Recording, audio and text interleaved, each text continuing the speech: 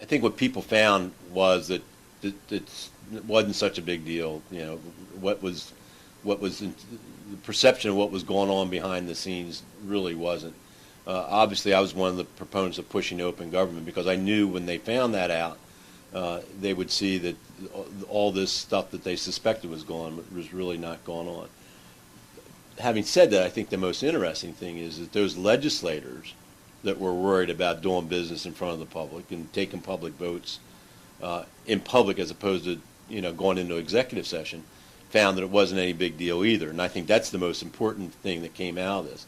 I think the legislators are more comfortable with it now, and so I think that's what's going to make it successful because they're not pushing back and fighting and all that. And there's a clear record to run on. And it's a clear record to run on. That's exactly right. And I think that the JFC process this year was as open as it was ever been in the history of the General Assembly.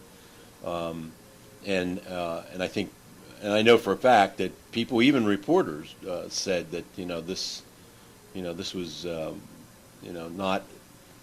not as what they expected to see there. So it was really really not that big of a deal. But again, I think the important thing that came out of it, the legislators that were pushing back and very, very anxious about that whole process found out that it wasn't a big deal either. That